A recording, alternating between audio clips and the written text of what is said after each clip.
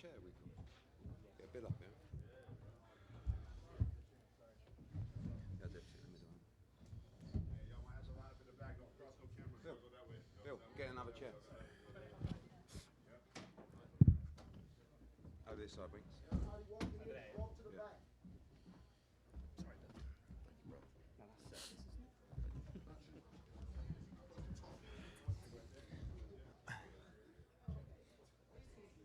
Grandma. Okay, guys, as we Grandma. Mama Haney. Grandma. Mama Haney. Hi, that's my mom right there. Hey, Grandma. She's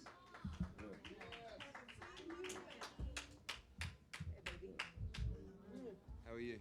Good to see you again. All right. I know. All right. Good to everybody see you. was praying for my mom. Good to see Everybody you. was praying for my mom. Thank you. Continue to keep us in your prayers. You know what I'm saying? She made it.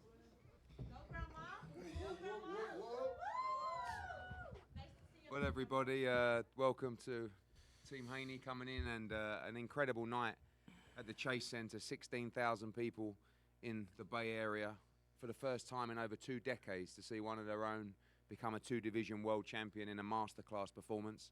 Over to the media for questions for Bill and Devin after an incredible night.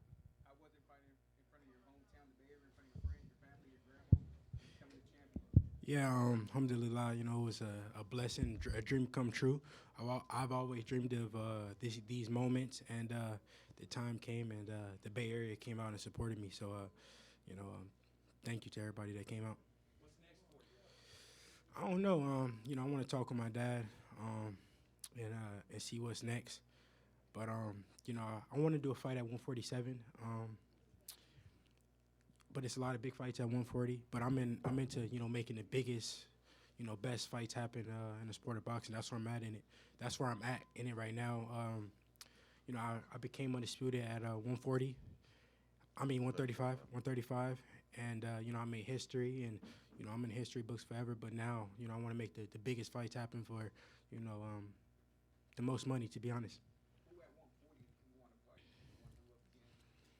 You mean at 147? I don't know. I want to talk with my dad. My dad has, been looking at the 147-pound landscape. So you would have to ask him. Bill?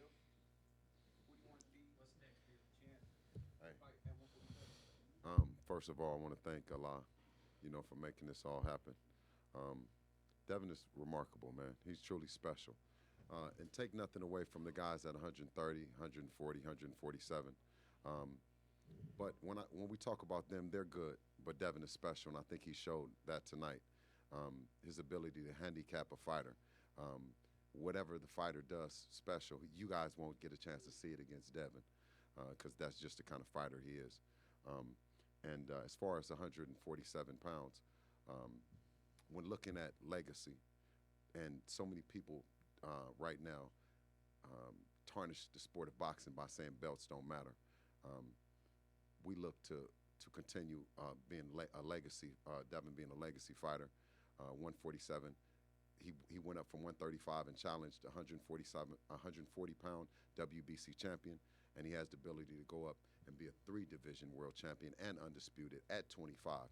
And I think that's a Hall of Fame statement, and that's one of the options that's on there. He's creating, he's something special, man. So I can't say nothing about him. Bill. Devin, congratulations on the win, on another achievement. Thank you. A record was broken tonight, and the fewest punches landed in a title fight. Regis only landed 38, which was previously said by Edwin De Los Santos. Obviously, just goes to show your skills. Want your thoughts on the phenomenal performance? Yeah, that's a good record to set.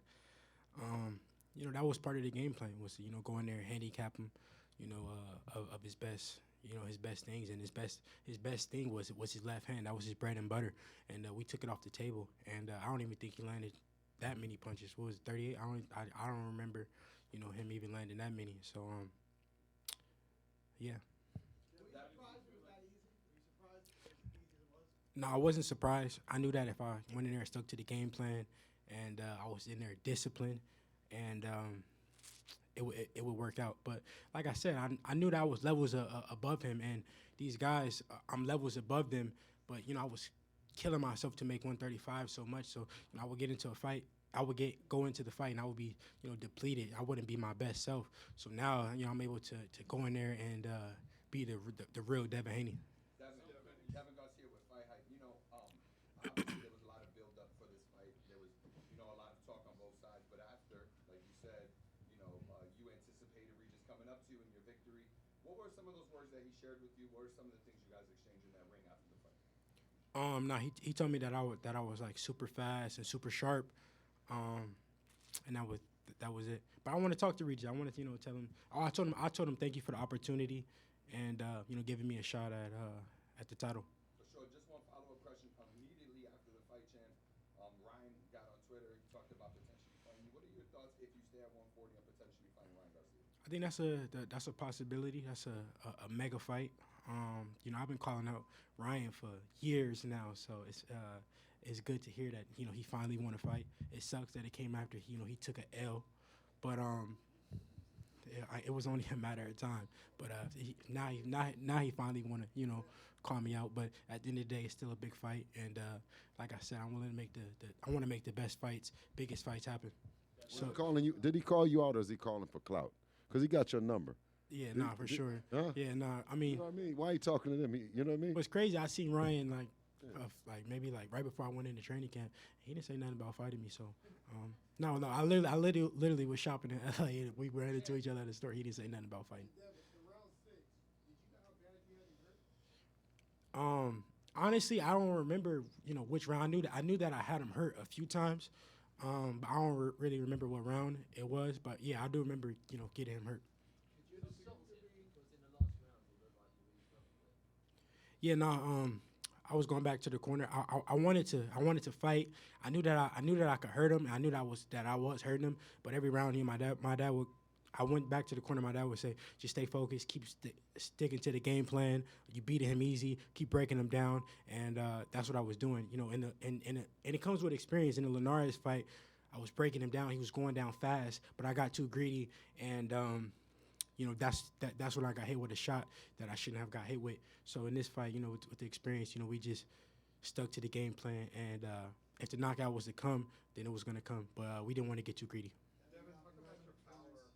Talk about your power and just like you said, you hurt him a couple times. You dropped him. Obviously, he was saying that you didn't have power and 140 would seem to behind the punches a little bit. Yeah, no, like I said, at 135, I was depleting myself so much, and I couldn't understand how I was hurting, guys in the gym, every sparring session, but I get into a fight and my power wouldn't be there. But it was because I was just depleting myself so much, killing myself to make the weight that I was leaving it all, in the gym. In this fight, I wasn't even, trying to, punch hard and I was hurting him, knocking him down. And I knocked him down and stuff like that. Champ, you've been lauded for your skills, obviously, and like you just said, power has been a thing that some people try to knock you on. What do you think this fight, what kind of statement this sends to the rest of the division in terms of your power and some of the guys who have thought? No, I mean, I just showed that I got it all. I got it, I got the power, the speed, everything. It just depends on what I want to do. Mike, what's your question?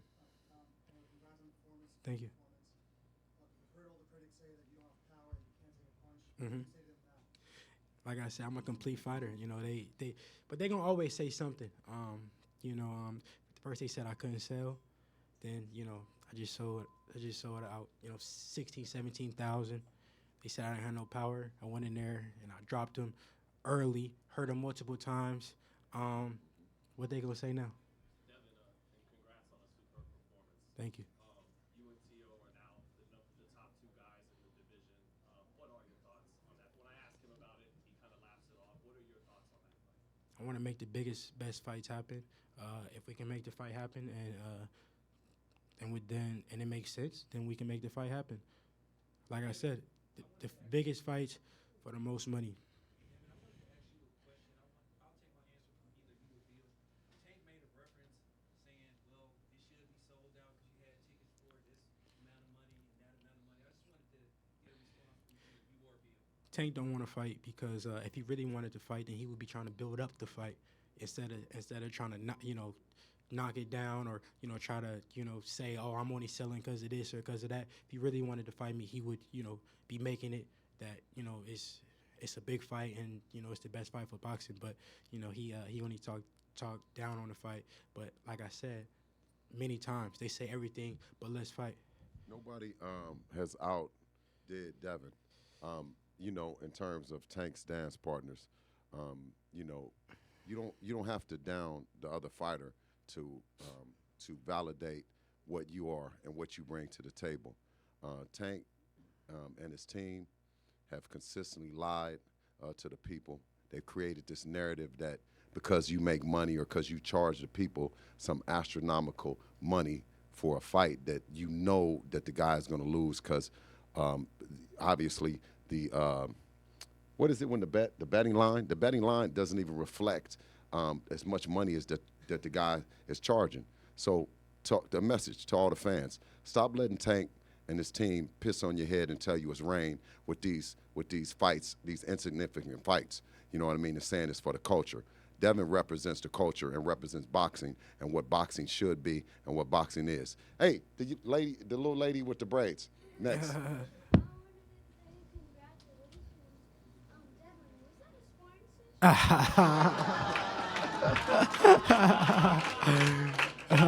Belsy Welsy. Yeah, I went in there and I was real disciplined. I made it easy as possible. You seen some of my infamous sparring sessions. So you tell me, do you think that it was a sparring session? Devin, how much longer do you think until you're number one pound for pound? I don't know. I put it in Allah's hands. I'm not rushing nothing. I'm still young. Don't down and crown him. 25 years old. It's only a matter of time. Inshallah, I'll be number one on that pound for pound list. But I'm moving. I'm climbing the ladder. No other fighter has done what Devin has done, crossing the pond to become undisputed, coming up to another division and fighting the hard-hitting, arguably no one, the boogeyman, no one wanted to fight. He's the number one fighter right now, pound for pound. I know, no slight towards Terrence Crawford's performance, but if Errol Spence was depleted and he has to go up to 54, how much fucking credit can we give him for that fight? And I feel like I'm, at this point that I should be fighter of the year. But not only that, they don't want to give my dad credit, but I think my dad deserved credit, trainer of the year. They when they mentioned the best trainers in boxing, I don't understand because they never mentioned my dad, but he is the best trainer in boxing, and it showed. Look, we just went in there, went up in weight, and fought arguably the best at 140 and pitched a shutout, didn't even get hit with nothing, handicapped him. Come on now.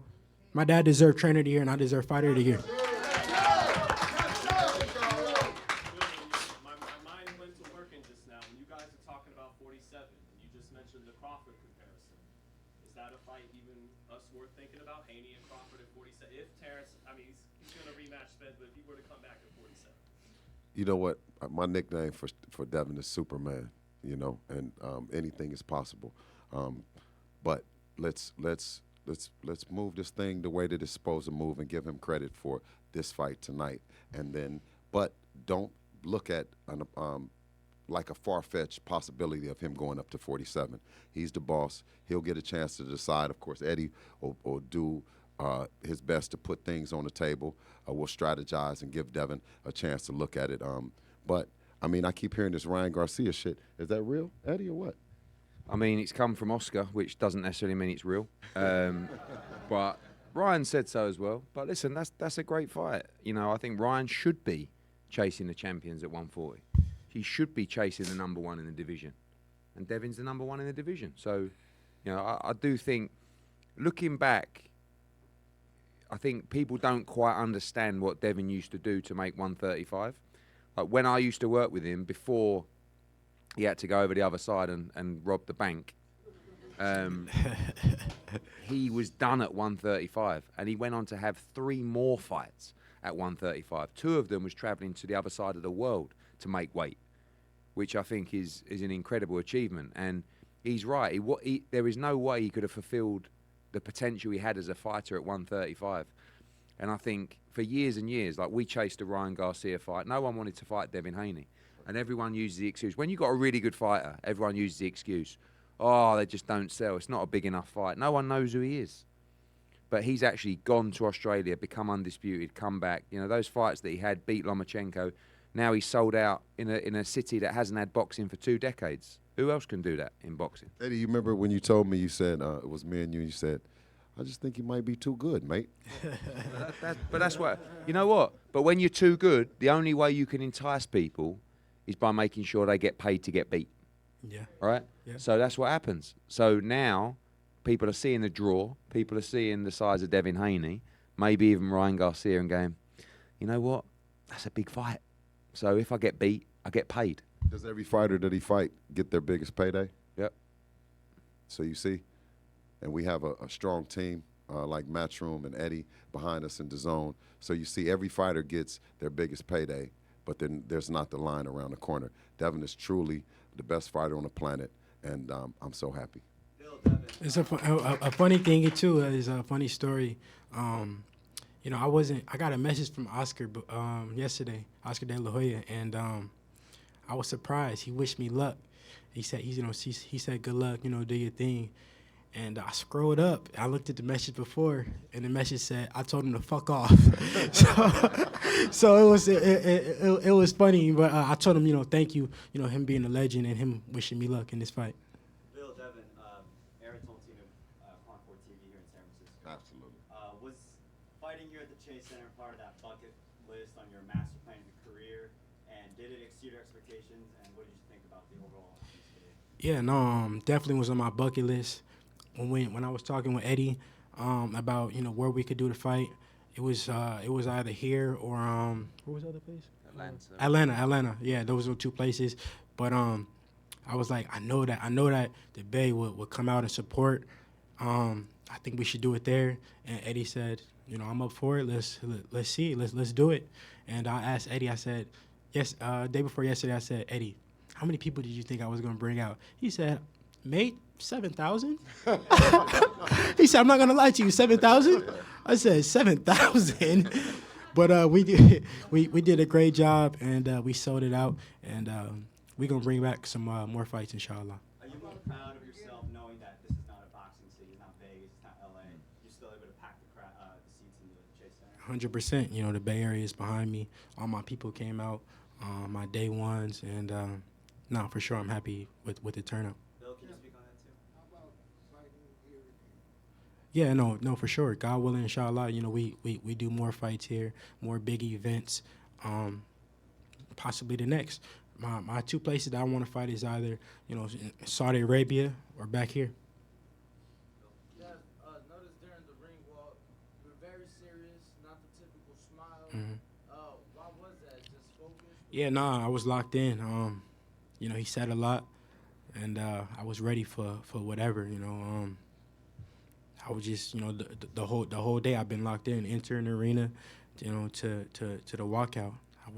I was ready, and it felt a little different, you know, walking first. But we not gonna have that problem, no time soon again. Hey, look, we had to get a routine. No, that's funny because, you know, we're so used to saying and still. You know, it was getting used to saying and new, and then to come out first. You know, me and Devin, we didn't have necessarily our routine together, so we kind of improvised, but we did good. My dad said, Regis was walking out. My dad said, "Don't worry about him. Don't worry about him. Don't worry about him. Don't even look at him. Don't even look at him." He said, "When you turn around, look at him. But all that other shit, don't look at him." But he was doing his walkout and doing all his shit. And I said, "Don't worry about him. Don't worry about him. What he's doing."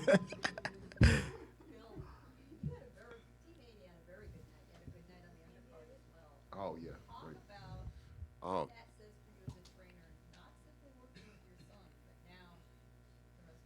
Oh, thank you, Queen, for pointing that out. Shout out to our team who did a tremendous job, Shamar Canal and Amari Jones. You know what I mean? Yeah, so both Shamar made New York proud, and of course Amari, hometown guy. You saw everyone was saying, his name and everything. He's made us and the city quite proud, and we expect some big things from them as well.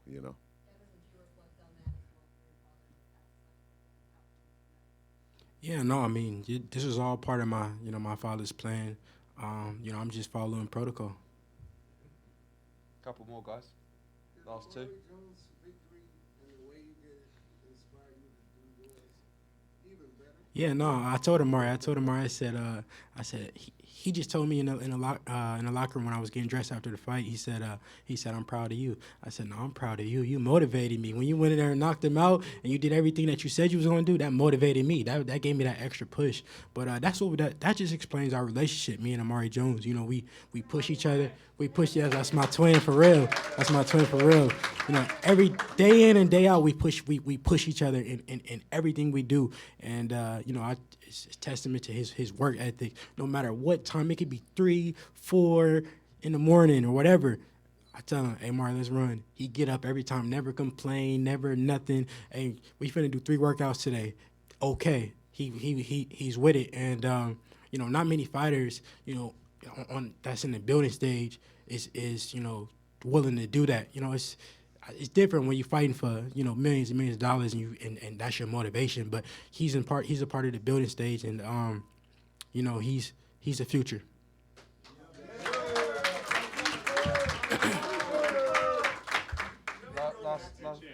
you had 2 fights now this year, you had 2 fights last year, and I think pretty much all of the years in recent memory. When do you want to be back, and what's your plan for next year? Yeah, I just want to take some time off, spend some time with the family. I had a hard training camp. I've been in training camp for, in training camp for 10 weeks, but before that I was training, and I've been very disciplined and, focused. So I just want to take some time off and just rest and relax, let my body recover. But before I leave, I want to give a special happy birthday to my chef nutritionist, James Lockwood. He's done a tremendous job with me time and time again, fight after fight. Ever since he came, my fights have been getting easier. My weight cuts have been getting easier. He's the best at what he do. I'm the best at what we do. We the dream team. Undisputed nutrition, baby.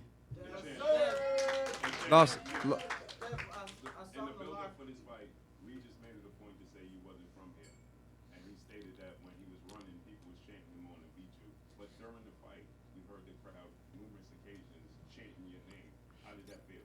Man, I'm just a private school kid, man. That's all, man. That's it. That's all I can say. Dev, obviously during camp, I know you lost a team member. Saw the picture of you and Tommy Smalls in the locker room. How much motivation was that, and obviously dedicating the fight to him? Yeah, in the beginning of camp, I lost, somebody that was, super close to me, that was living with me, Tommy Smalls, and it really hurt me. I was going through it, I was still working out and still, but it was a tough time for me, but eventually I just used it as motivation, and I just remember everything that he would tell me. His voice would play in my head, and I definitely, this victory is for him. I wish he was here, but we will meet again, inshallah. Last question, Andy. It's great to see you in the gym a couple of weeks ago. You mentioned possibly going to fight in Saudi Yeah. next year. Is that something we might see in Eddie when you're obviously out there in Saudi? Conversations for you? Yeah, I mean, we've always been in conversations, and Bill has and Devin has with Saudi Arabia. Obviously, there's a tremendous movement there now with His Excellency Turki Al Sheikh. I spoke to him tonight, actually, and he knew I was here. He was watching. He posted about Devin as well tonight, and he wants to bring the best fighters to Saudi Arabia. And as you've seen, there's not many better than Devin Haney right now. So, I feel like 2024. Saudi Arabia is definitely on the destination list for Devin Haney. Ladies and gentlemen, great performance. 2-division world champion, Devin Haney.